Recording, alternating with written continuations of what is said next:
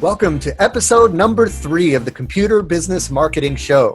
Today's episode is brought to you by TechSite Builder. TechSite Builder is a website builder that allows you to quickly and easily get a clean and professional website up and running for your computer or tech-focused business. Save time and frustration with TechSite Builder. Learn more at techsitebuilder.com. And it's brought to you by the DC Unconvention 2017, the second annual conference for IT business owners. Learn from fellow techs and business owners, get business strategies that work in the real world, and discover new tech. Learn more at unconvention.io. Today, we talk with Robert Simmons of Hatmen Marketing, who sheds light on the mysterious world of Facebook ads. How can you get started, and how can you make sure your ads are effective and you're not wasting money? Robert will have those answers for you. Also, we're going to talk about our favorite smartphone apps that we use to run our business on the go, and we remind you to start paying attention to a very overlooked web page on your website. All that and so much more coming up right now.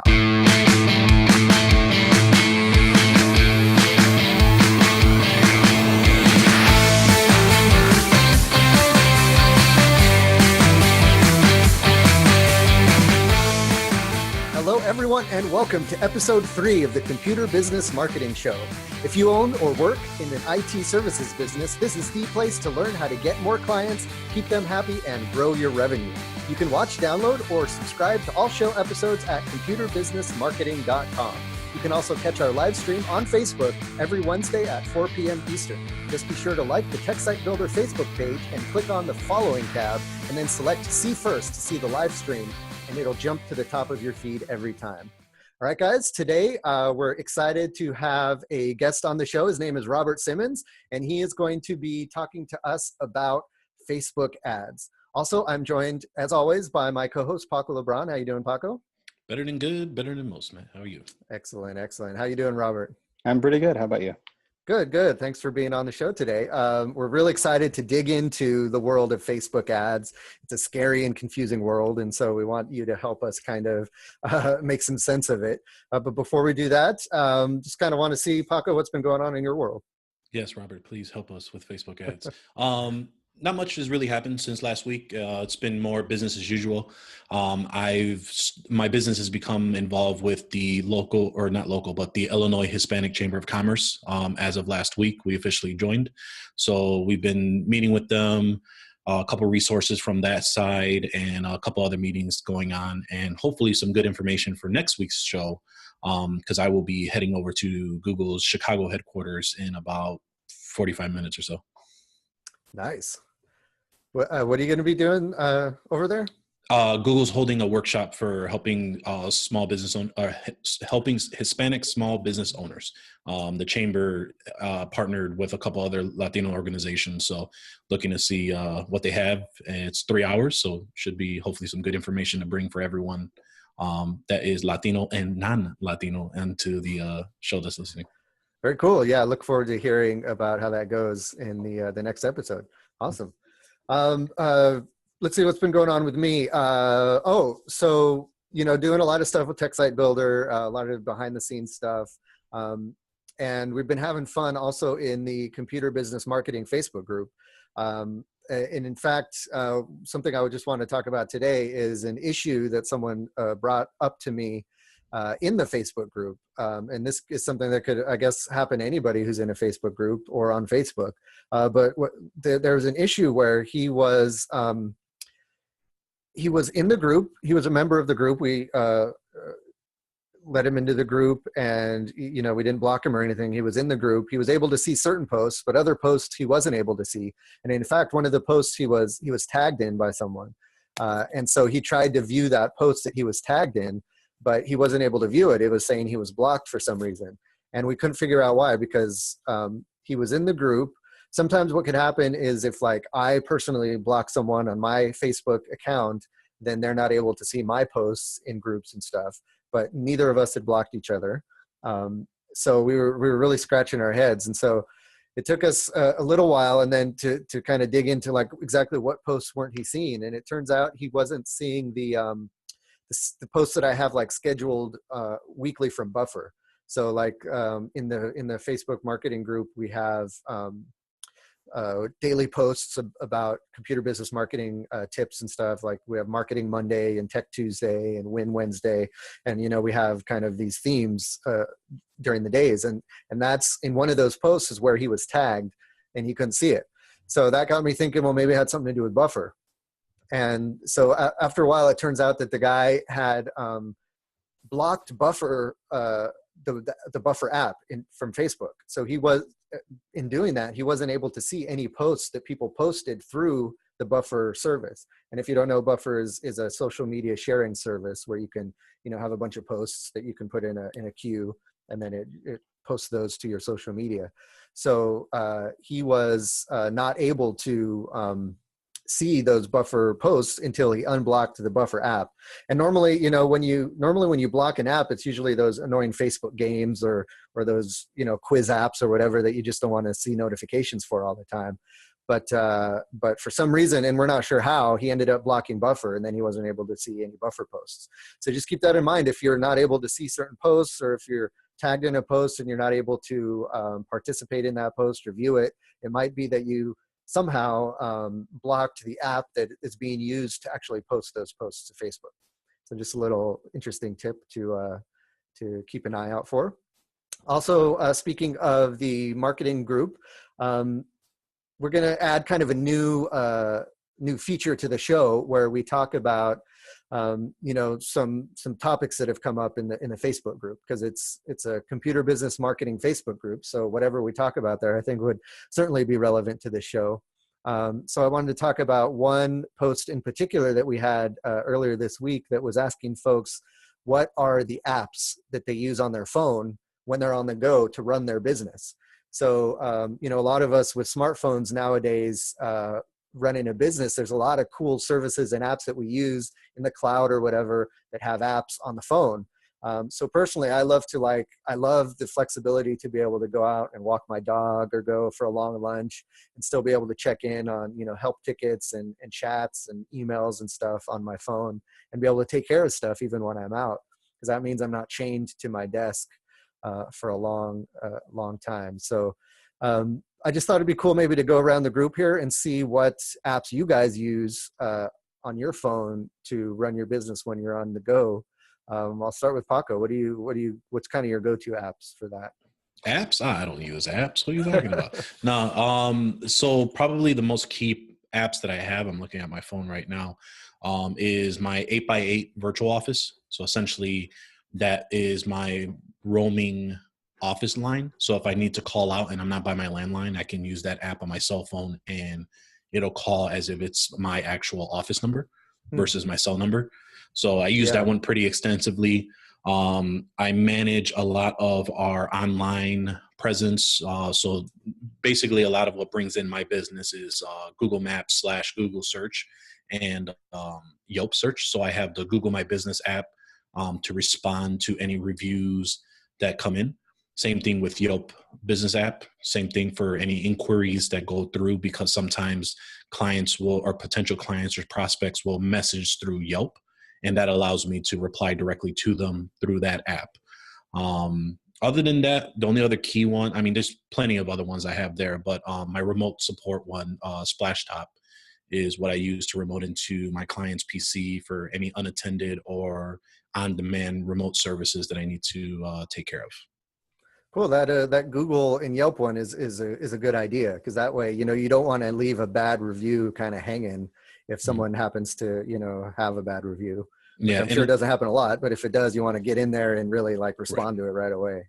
And especially the inquiries, because Yelp came up with that thing where they have a highlight on the profile says responds in X amount of hours, or very responsive, whatever the case may be on that case. So having the mobile app allows to limit that time frame, because at one point, since I didn't have the app, it was saying that it took me about an average of 5 hours to get back to somebody, versus now it says very responsive for an hour if it's just a quick blurb of a canned response for an inquiry. Right. Yeah, that's cool. Robert, how about you? What do you use to run your business on the go from your phone? Yeah, I've got way too many apps. I've got Trello as my project management system, so I use that. I've got a couple of remote workers that I use that with, and also Slack to communicate with them. Love Slack. Spend way too much time in there. But I've got my Facebook ad manager. They have a mobile app for that. It's a little more limited than you can use. Like when you're on the desktop, you have a lot more options, but it's great for managing ads, not necessarily creating new ones. So if I want to check in and see how something's doing, or if something's taking off, or ad gets disapproved or something like that, I can access it quickly. Outside of that, I've got a few other smaller apps like a FTP app if I need to log in and fix something on a site real quick and stuff like that. But that's pretty much it. Nice. What's the FTP app? I use Transmit. So Transmit. it's a Mac app, and they also have an iOS app to go with it, and you can save and sync your sites through Dropbox, so I don't have to worry about keeping a keychain with me or anything. Yeah, nice. Cool. Yeah, that's pretty similar to the apps that I use. I use Trello and Slack, and those are both have awesome mobile experiences. Like you can really kind of manage those well on a mobile phone.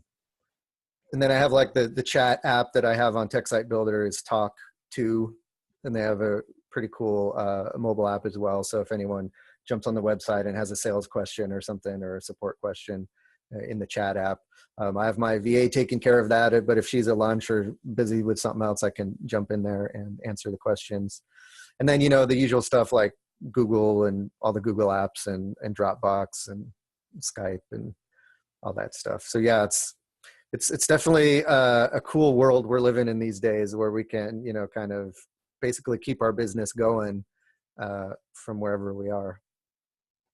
Very cool. All right. So let's go ahead, and this is kind of a good transition to jump into the interview. Before we do that, I do want to give a shout out to our first sponsor, and that is the DC Unconvention 2017.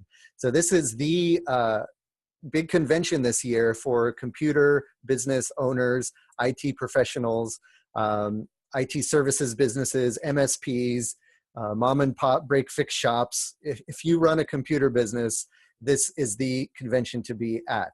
We're holding it here in not my hometown, but where I live right now is near Washington, D.C.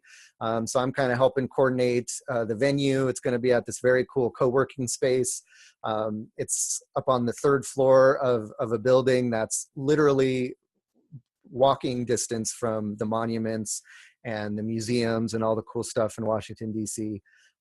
It's a very cool space, and we got a great schedule. So here's what the schedule is going to be like. This is the 16th and 17th of September. On the 16th, which is a Saturday, we're going to have what we call a pod note, which is all of us podcast hosts are going to get together and kind of have a panel discussion. And we're going to talk about how to sell your services effectively to your customers. And we're going to go around the room and talk about our experiences, take questions, that kind of thing. Going to be very interactive. We're also going to have some interactive time with our sponsors. So we're going to have computer vendors there. Tech Site Builder is going to be there. We're going to, Malwarebytes is also a sponsor. So you're going to have the opportunity to sit down during lunch on Saturday and actually watch a demo from the different sponsors that we have there. And then ask them questions. So this is your opportunity to sit across from the people who can actually make stuff happen with these different vendors. And we know Malwarebytes is great with this. They were at the Unconvention last year, and they were really attentive and listened to everything that we had to say. The folks who had complaints about it, they were heard and they were fixed. And the folks who, had questions, those were answered. So that's a great opportunity. Later on, then on Saturday, we're going to have a presentation from a guest expert. And we're still working out who that's going to be, but we've got a couple folks in mind, and it's definitely going to be exciting to hear from them. Then later on that afternoon, we're going to have working groups where we're going to sit in small groups and discuss in kind of a structured format different topics, whether it be around pricing or marketing or productivity. You'll be able to kind of deep dive into those different topics with a group of your peers and come away with some actionable items. And that's only on Saturday. Then we have another day on Sunday where we're going to have more vendor conversations with our sponsors. And then we're going to have some hands-on labs where you can get your hands dirty with different new technology and learn about things like the cloud, networking, compliance, social media, SEO, all of that stuff. You'll have demos, you'll have walkthroughs, a bunch of hands-on labs with that kind of stuff. And then later on Sunday, we'll have a time for networking amongst your peers. So the big thing about this convention is that you're going to be able to network with other like-minded business owners. That was a big takeaway from last year's convention, is all the tips and tricks that people shared. A lot of people came away from the unconvention with lots of cool new things to try that they learned from other business owners who had been using that stuff and making it work for their business. So definitely something to check out. Head on over to unconvention.io to check out the unconvention, and we have a coupon code for you guys. So it's already a very affordable convention compared to all the other conventions that are out there. But we wanted to give you guys a deal for loyal listeners of this podcast and users of TechSite Builder. We have a promo code you can use. It's TSB. So when you check out on unconvention.io, just use the promo code TSB, and that will get you, I believe, $40 off the ticket price. So definitely do that, and we'll see you at the Unconvention in DC in September.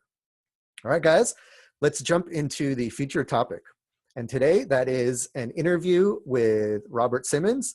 Robert Simmons is the owner of Hatmen Marketing, and he is a marketing website guru here to talk to us today about specifically Facebook ads. So thanks for being on the show today, Robert. How you doing?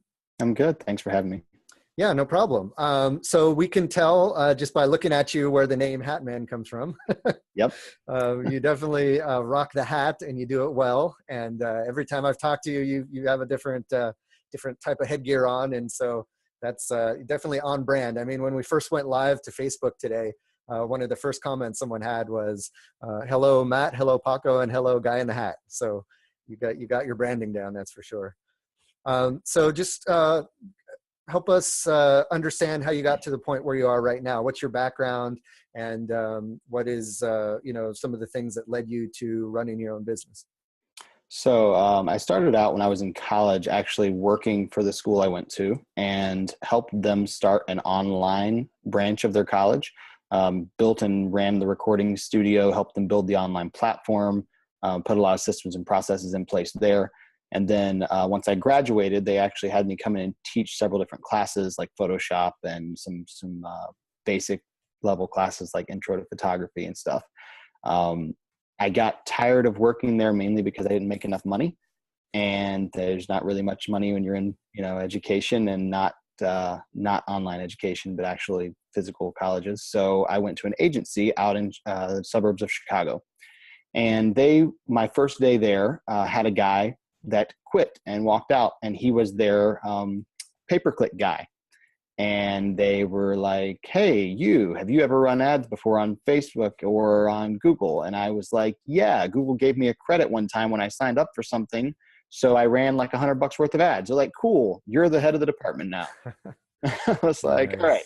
So I was kind of thrown in with like 5 clients, managing maybe $8,000 or $9,000 worth of ad spend that month. And kind of revamped what the guy had done, jumped in pretty hard and learned a lot about that space, which kind of led me to learn about organic SEO and the way that pay-per-click and organic SEO can work together really nicely, specifically on the Google side of things. And I was working at that agency for a while, but it was a really far drive. So I wound up transitioning to an agency close to my house for another year, running their SEO department and pay-per-click departments. And then from there, I was able to have enough clients on my own to transition into a full-time job working for myself, doing just digital marketing for mostly small businesses in the area, but a few that are out of town as well. So. Awesome. Yeah. And we got acquainted through a mutual WordPress consultants program that we're going through, and a lot of really smart people in that group that we're going to be bringing on the show in later episodes, you included. And I know you definitely, you actually joined us on a webinar around Google Analytics. So I love having you on, because when you learn a specific topic, you dive deep and you get to know it very well, because you're going to be providing that service to clients, and you want to know the ins and outs of it as much as possible. So today I wanted to kind of dig into Facebook ads, because that's a very popular topic that a lot of our listeners are always asking about. A lot of the participants in our Facebook groups are always having questions around it and stuff like that. So maybe we can kick off the conversation around Facebook ads by kind of talking about, in your opinion, what is maybe the best way to get started? If there's if someone who's running their computer business, maybe they just got started, or, you know, maybe the initial wave of word of mouth clients is starting to die down, and they're like, oh, I got to start advertising, and they want to check out this whole Facebook ads thing. What is kind of the first thing they should do to get their feet wet in Facebook ad world? So before you ever start running your very first ad, I always recommend going in and getting your Facebook advertising pixel. There's a lot of instructions on the Facebook help site to walk you through that. But if you grab that pixel, go ahead and get it installed on your website, just like you should have Google Analytics already installed there as well. You want to get that on there as early as possible so you can start accumulating data from that. Because using that pixel, it will allow you to target people in a more advanced way. So I could say target people who've been to my site in the last 30 days if I have that pixel on the website. So before I ever touch an ad for a client, the first thing I do is go straight to their site and install that pixel if it's not already there. That way we can start accumulating data so we can build up an audience big enough to target with that. And that's how you can tell the behavior of people once they leave Facebook and land on your site, right? Exactly. Yeah. You can go in there and say, if they've been to this page but have not been to this page, then I want to serve them this set of ads. You can get really granular with it, which is extremely valuable because you can have a highly targeted ad that seems like it was crafted just for that person. What would you say if would be a good duration for someone who put their pixel on, and, you know, they got to obviously leave it on their site for some time before they get some valuable data out of it? What would you think would be a good threshold to at least start something? It's going to totally depend on the amount of traffic you're getting to your site. The minimum to have an audience created from that is 20, I believe, right now with Facebook. But what I would recommend is once you get it installed, then you can start running your ads and pushing more traffic to your website. And if you're pushing more traffic to the site, it'll build up that audience a lot faster. So once you've got the pixel installed, I would go through, and the first campaign I would create, if it's a local business, is what I call a brand awareness campaign. There's no real major call to action. It's not going to be trying to get them to download or purchase anything. It's just to get your name out there and let people know that you're there in the area. Facebook has a lot of different settings when you go to create ads. And if you go, just create a brand new ad through the ad manager, there's like 15 different options for, I want to send people to my website. I want to get them to like my page. I want to do all these different things. I would recommend starting the one that there actually is a new one now called local. I think it's local awareness is what they call it. And that will help you serve your ads to people in the local area who are potential customers for you. Just to kind of get your face out there in front of people and get your brand's name in front of people on a regular basis. Yeah, that's something I see happen a lot, is people get frustrated with Facebook ads because they just basically, they post an ad and they target it to who they think it might appeal to, and they let it run a week, and they don't see any results from it. They get frustrated, and then they write off Facebook. So what are some tips to avoid that? So we've got the pixel installed, we've ran our awareness campaign. Now we want to start getting some results. As far as the local awareness campaign, I know there's multiple places you can run the local awareness campaign. There's the ad manager. There's just going through your business page. What would you suggest be the easiest for someone to kind of dive into that? Because I know some are going to be a little bit more advanced in tweaking the features versus others where it's going to be a little bit easier to kind of just get your feet wet. The biggest problem with the easiest route is that it's going to cost you the most money and give you the least results. The easiest route is to go in and boost a post for $10 because you can go right on your page, and for within 3 clicks, you've got an ad running to a random target audience that Facebook has chosen for you. So I recommend using just the ad manager that's built into Facebook. If you go to your settings, you can choose the ad manager. If you really want to dig in and go deeper, you can use the Chrome. You have to use the Chrome browser, and you can use the Power Editor. But that's advanced beyond what most people need to use. The basic editor has pretty much everything they could need built into it for us starting out. So once you've got your brand awareness ads running, that's when the real work kind of comes in. I love my dry erase boards, and I use them. I have like 3 sitting right across the room, and I use them all the time. So before you start running any ads that have a target to try to cause the visitors to take some kind of action, you need to map out what that's going to look like. And it's in the form of a sales funnel. What I would do is I would try to figure out what it is that you want the end user to do. What is the ultimate goal for conversion for you? If you have a local shop, that's probably getting someone to walk in your door, and you're trying to get somebody to walk in and say, hey, here's my problem, and pay you for the service. If you're running something where you do on-site calls, you're probably going to have the goal of getting them to call you or fill out a form or contact you through the chat on your website. So figure out what that goal looks like for your business. And that's the end point where you're trying to get with all of these ads. From there, you can create an ad that will run sending people to a page that specifically asks them to do that thing that you're wanting them to do. If you're trying to get them to give you a call and schedule an appointment to fix their server, then run that and set that all up on one landing page, run the ad specifically for that, and target that to the audience that you've been building. Now, the best way to get the most results out of your ads is to have multiple stages to that funnel, where you have what I call micro conversions, where maybe the user didn't call you for an appointment yet, but they did download the checklist that you gave them of 5 things you need to know about your computer before you bring it in to get it fixed. There's all these different little transactions that you can have with a user that will help you build the trust between you, because I think maybe Zig Ziglar said it. If people like you, they'll listen to you, but if they trust you, they'll do business with you. And you've got to build up that trust factor. Yeah, I know personally from experience, I normally don't purchase anything from an ad unless I've either been following the person or company for a while, or I've seen a few ads that have kind of taken me on a journey or told me a story.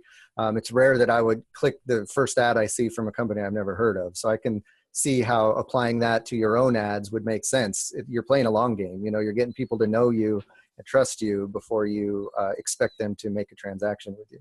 Oh, I just whip out my credit card and just put everything in there. Yeah. I know some people who do that. Personally, I don't.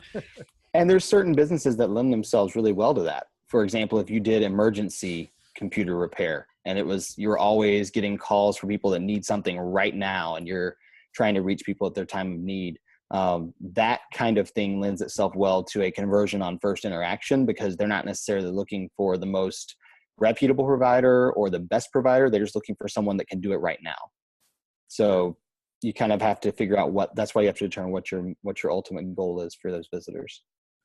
And I know with Facebook, one of the cool things you can do is you can run a bunch of different versions of your ad at the same time to see which one performs the best.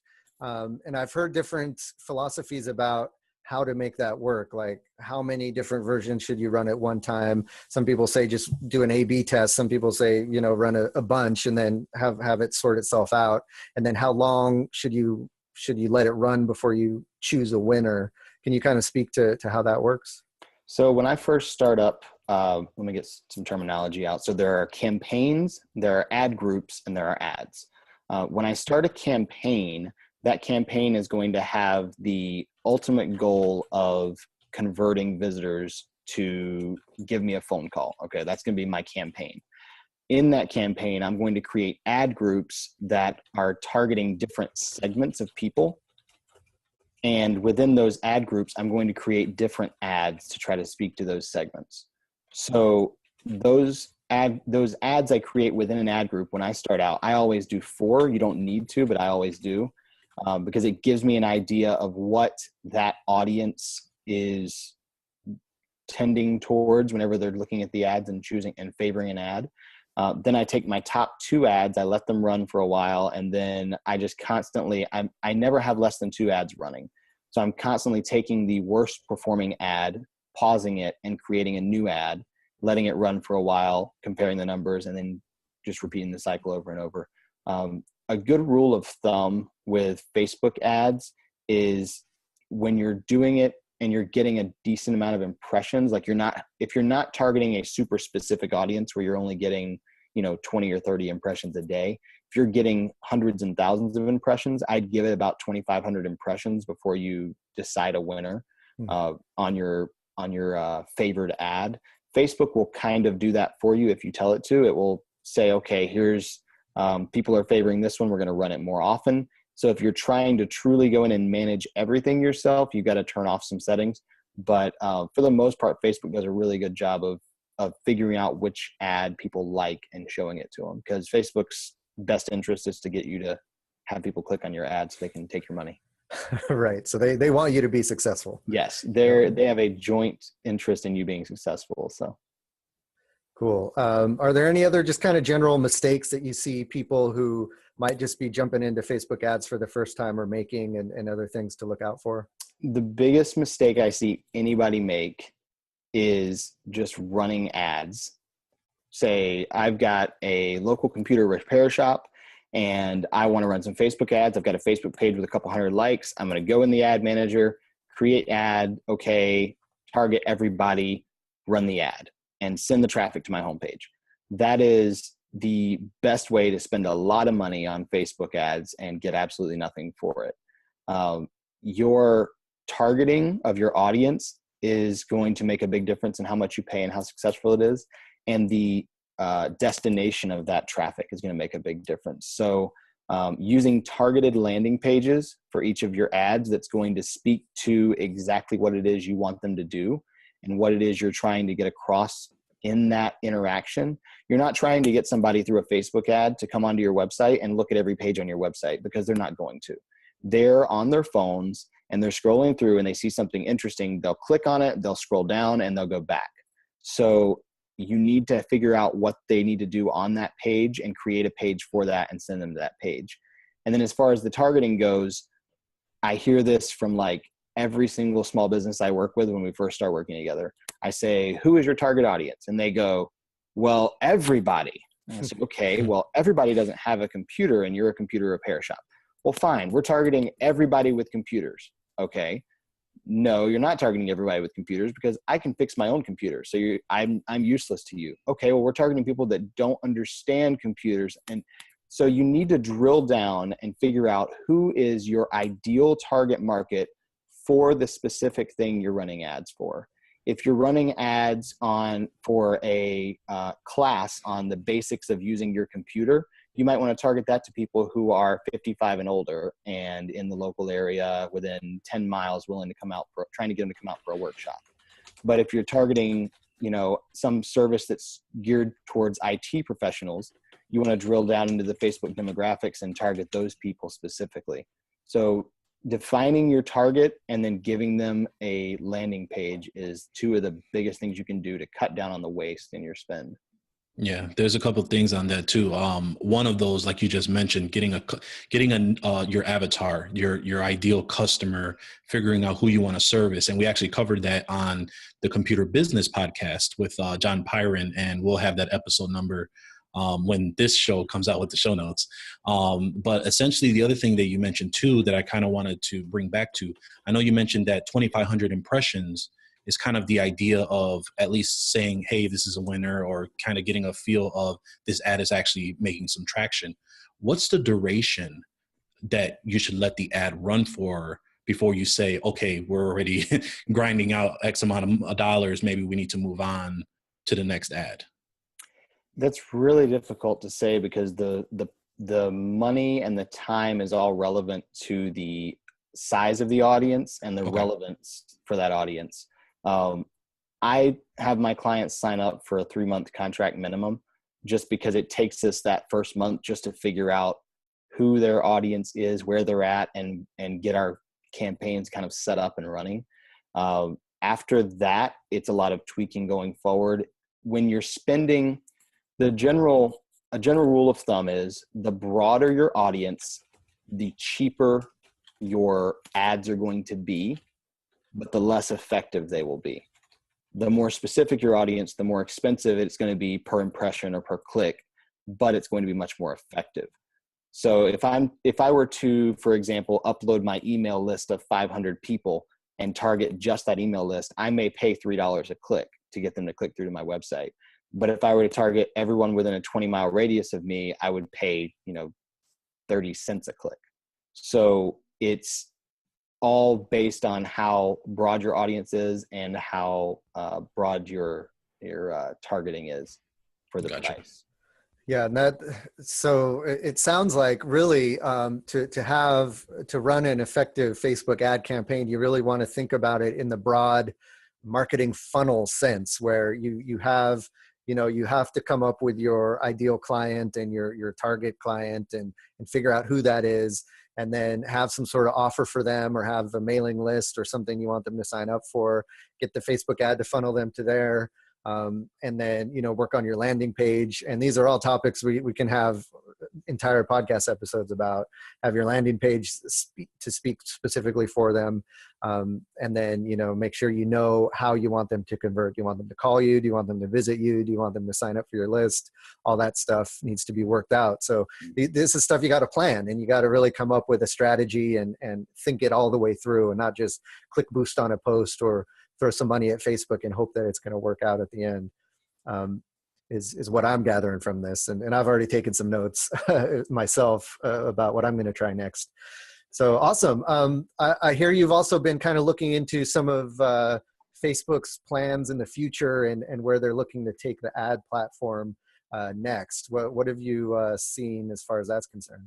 Yeah, so they've announced several different things over the last couple of years that are really interesting as they've introduced ads. Last year, they warned us that sometime mid-2017, they would reach kind of a peak saturation level for their ads in the Facebook newsfeed, meaning that for every X number of posts that you see that are from someone that you like or are friends with, you're going to see one ad.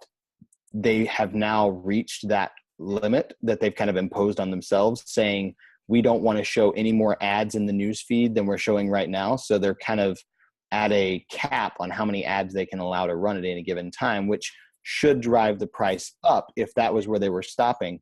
But they've introduced a lot of new things lately that are going to help keep that price down. If anyone has run videos on Facebook as either ads or even organically, the live video we're doing now, you'll see that Facebook favors video, and it highly favors video, and it has for the last year and a half, 2 years. And I think one of the reasons for that is because video gives you another opportunity to monetize that isn't as obnoxious as the sponsored news post. Every time you scroll, you see 2 sponsored posts and 1 real post. That would cause people to leave. So they're adding these video ads now that should be rolling out now throughout the next few months, where you're going to see in the middle of a video an ad come up, or maybe you'll see videos or ads overlaid on the bottom of the video, or you'll see them pre-roll before the video starts. Introducing video ads is one way they're dealing with that. That cap on ads is also not talking about their Instagram ads or their ads that you can send directly to Facebook Messenger, which is a whole nother system they have. So you kind of, I would expect Facebook ads for a very short time to get a little bit more expensive, just because it is an auction. You're bidding against everybody else who is targeting the same people that you are. But in the long term, they're adding more venues to show those ads. So I expect it should keep the cost down around where it is right now. So yeah, there's so many different nooks and crannies in Facebook that people hang out in, and the groups and the messenger and everything. And so, yeah, I can see where it feels like Facebook is saturated already with ads, but there's a lot of places it's not showing ads. So as a person who uses Facebook, I'm not too excited about that.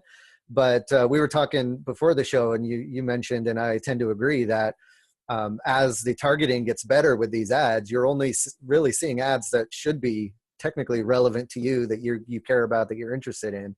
So even though we might be seeing more ads, it's not bothering us too much, because we're seeing ads that about stuff that we like or that we care about. Right. Yeah. Cool. Awesome. Well, I think that's going to wrap it up for the interview. A lot of great things to chew on and think about.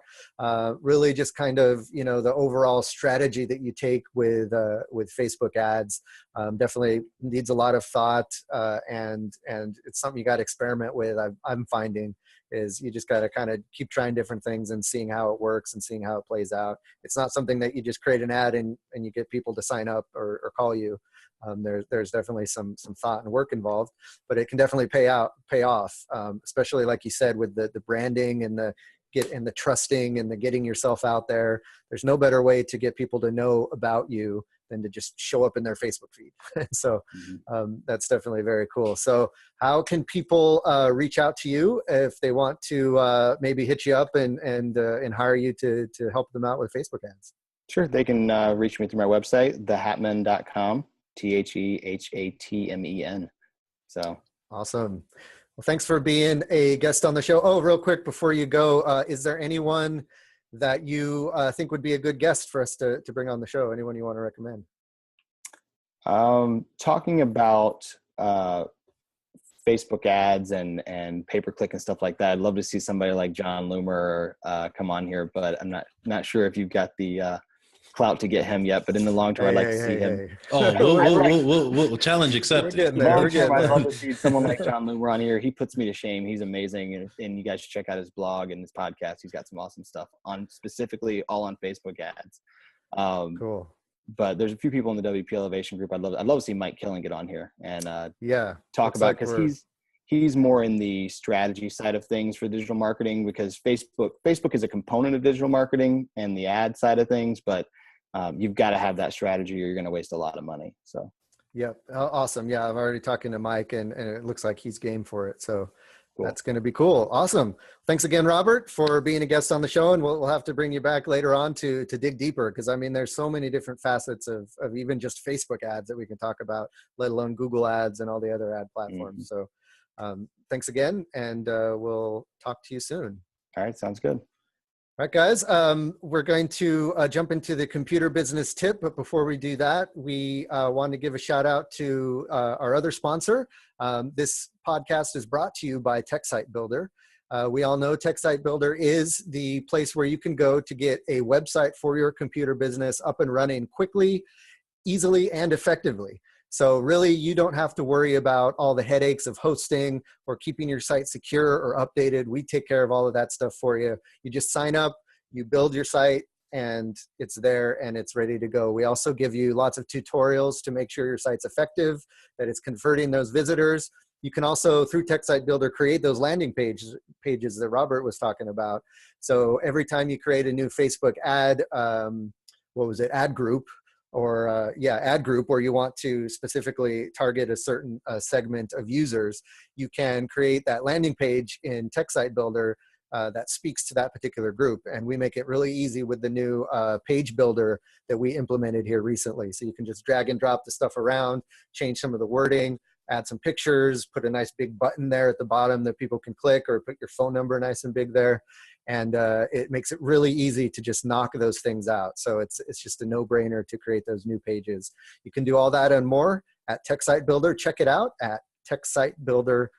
All right, guys, we now have our marketing tip of the week, which is something that Paco brought up. Why don't you tell us about what your tip is this week? Well, I technically didn't really bring it up, but I kind of figured this is a good thing to highlight. Short and simply, work on your contact us page, people. This is a big page that a lot of traffic tends to go to.